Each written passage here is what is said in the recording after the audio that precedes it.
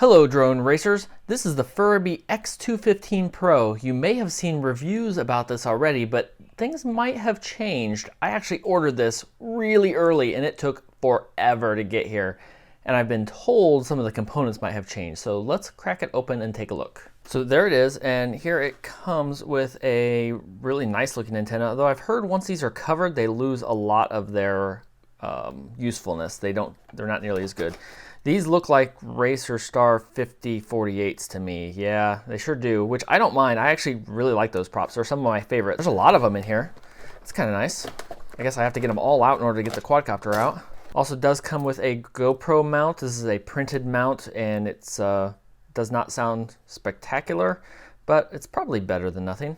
Probably. I never like just strapping my GoPro directly to a quadcopter, so I guess I would rather have this, though that I've got some better ones, I think. So it is gorgeous, and it is pretty stiff. Yeah, really, really stiff. And this carbon fiber, as some people have noted, is just beautiful. The weave on that is just spectacular. That's weird, though. Some of these bolts are actually rusting. Is that really? Really? It is. That's rust on there. Huh. Okay, that's weird. And those are the ones holding the stack in place. So it is nice. I've got an XM Plus here attached with double stick tape, and they've done the zip tie and shrink wrap method for it, which I like. It actually works out really well. I need to make sure I put the antenna on here. Got it connected back here. We'll make sure I'm gonna put this antenna on here now before I plug this in and forget about it. I've done that far too many times. The antenna here isn't attached all the way, so I actually found I was twisting it as I was putting this antenna on, so it's something to take note of. You're probably gonna have to, at least I am gonna have to tighten this down before I attach the antenna. So the question everybody wants to know, what flight controller is in here? And I'm gonna say, it looks to me from here like there is a separation and a Holybro flight controller still. I'm gonna plug it in to be sure, but that still looks like a Holybro. I don't think mine got swapped out for an F4. And it is a Kakut F4, so I did get one with a Kakut F4 still on it. It's not been replaced with an Omnibus, and this just showed up like 2 days ago. Whether they're replacing them for everybody, I can't say, but I can confirm they are at least still shipping them with Kakuts. I don't know how to determine which one you get or whether they changed their mind and went back after a bunch of people complained, but I'm pretty happy with this. It is a Holybro, which I've heard really good things about. So that answers that. I did just notice on the website it does say FuriBee F4 on there, but I think your mileage will vary. If you order this early and it's on sale super cheap right now, I'm going to move those up a little bit. No, these are mounted. I don't know about these. These are mounted where the GoPro should go. So that doesn't work very well. It's almost like these should be through this hole and not there, because that will make it difficult to mount a GoPro on this. These motors are unmarked, but they are 2206 2600 kV, at least according to the specs. I say they seem a little short for that to be that tall, 2206s, but that's what it says. I have no idea how to confirm that. There is a receiver with a single button, which we learn how to use. I mean, people complain about them at this point, but they work. And there is a light you can see, so you don't have to read. There's actually a screen, that you can see. You don't have to figure out some weird light codes. I hate weird light codes. I hate having to have the manual with me in order to figure out how things connect. So I'm not a huge fan of the antennas being right next to the VTX transmitter. They're for different frequencies, but there are harmonics that can get involved in there. I would like to see those separated more, but I don't see any really good options for changing that. There's a lot of aluminum in here, and the camera is just a little bit exposed. Honestly, will be one of the first parts that you hit, but you've got to hit it right on that section, and a lot of it is protected, a lot more than some of the others. Other than the rusty bolts, it seems to be pretty well put together. The battery connector is soldered just right into the board there. It looks like they put some kind of conformal coating on it, maybe two, just to prevent accidental shorting. I can't quite tell. Overall, though, the assembly doesn't seem to be too bad. Okay, let's go back to Betaflight and see if they've actually set anything up on this.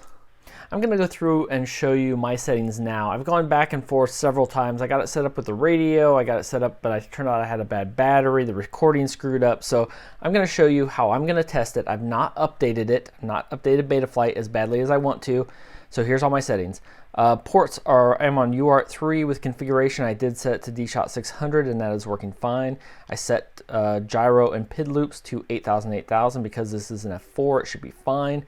Mine came set to S-Bus, but I did give it the craft a name. Air mode is permanently enabled because it's not on a mode for me. Again, it was just a different setting here. I prefer to be able to set that on my switch. I did lower the battery voltage because it was yelling at me. I thought that was bad, but it was actually my battery going bad. PID tuning, I've left it the way they have shipped it. I lie, I am going to change these to 0.8 because I'm going to want to roll it, and I'm going to want it to roll the way I want it to roll, which I already know is going to be on 0.8. I've not done any of the, well, the dynamic filters, but anti-gravity and dynamic filters are not even listed in the configuration. So the receiver does work now and everything is nice and centered and ready to go there. Arm, I had to move where my arm switch was, so now that's in the right place. So angle and horizon are in place and I have a beeper, and let me look again and make sure I'm not missing it. Air mode is not there. Motors I did test to make sure they were turning properly, and CLI, just so we can confirm one more time, this is a Kakut F4 and it's running 3.2.0, and I'm pretty sure this is one of the release candidate versions. I want to update it to 3.2.1, but not yet because this is how they shipped it. This is how I'm going to test it. Now I'm going to put the props on. I've got batteries charging and we'll go outside and freeze to death and try it. Okay, ready to get a first flight with the X215 the way it is. We're just going to do some line of sight flights. Oh, okay. I can already tell it's fast. Not bad, it's not bad, not quite what I expected. Part of this is a little weird because I'm not on my normal radio. So I feel like the accelerometer needed calibrated, and everybody told me there's a way to do that with the stick controls. And we're gonna land here.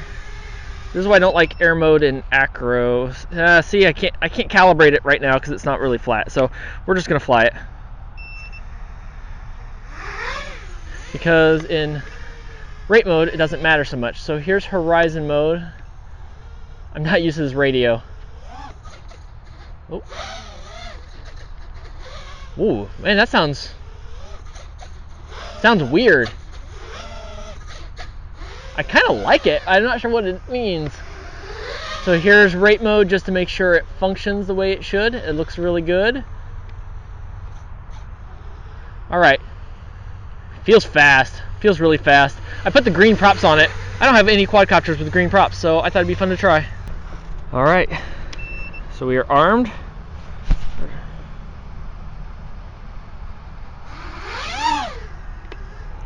Air mode, feels really smooth.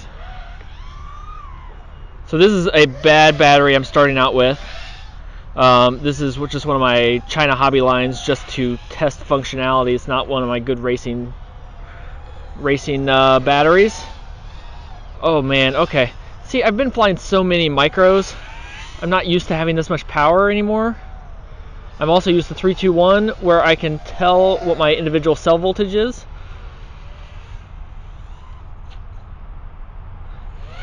You know, the tune feels really good. Oh, there's a little video harmonics out of here.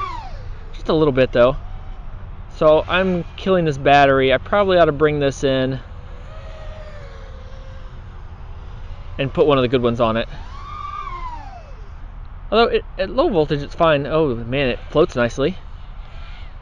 So now here's one of the advantages of having the golf course closed. I can actually fly across the golf course. That's only maybe half stick. This is a 2 or 25 milliwatt transmitter here. So now I have run of the place. At full throttle, I need a little more camera angle. I can't quite. It's got more than I can't see. I can't see. I don't know what this lens is. It might need to be a little wider for my taste. But now I've been waiting for this. So yeah, it's cold now. But now I have run of the golf course. All right, and a dead battery.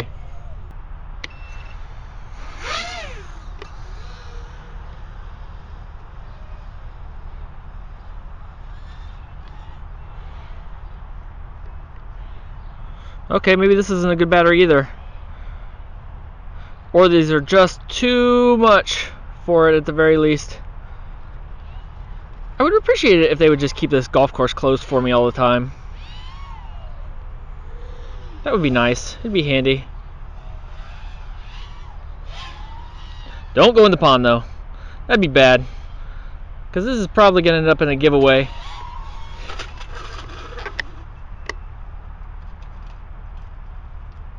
As I was saying. So it doesn't seem to be too much worse for wear after going through a couple of trees. That one prop came off completely. Look at that. The hub even broke off. So that must have hit really hard. But I powered it on. It seems to be fine.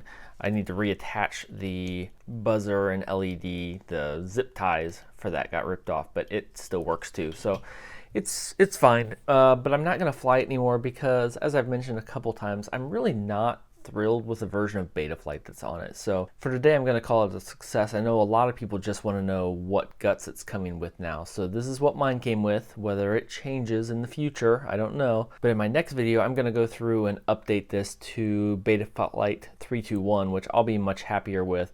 And then we'll do some additional testing and see how much that changes, because this flew great. Just with the stock PIDs that were in it. When I was flying in rate mode, I felt absolutely no need to make any changes to it at all. It did a great job. So really happy with that. If yours comes with these components, highly recommended. But that's one thing I'm gonna definitely keep a close eye on, is the comments that come out, see what other people are getting, and see if people do start getting it with the other flight controllers. Maybe if you order it soon enough, you will get it with the Kahoot. Maybe there's something wrong with the Kahoot that it's failing and that's why they replaced it, but it's probably a price thing, an availability thing. That'd be my guess. But if you found this useful, leave a like and a comment down below and let me know if you're going to be ordering this one, or if because the components have changed, you're going to be looking at something else, because there are a lot of options available right now. Honestly, one of the reasons I'm not going to spend more time on this immediately is because I have a Dark Max to try, because that could possibly be an even better option. And there are always more right around the corner, but this one does look gorgeous with the carbon, and it's a really, really good flyer. So until next time, remember, if nothing else, I want all my carbon to look like this.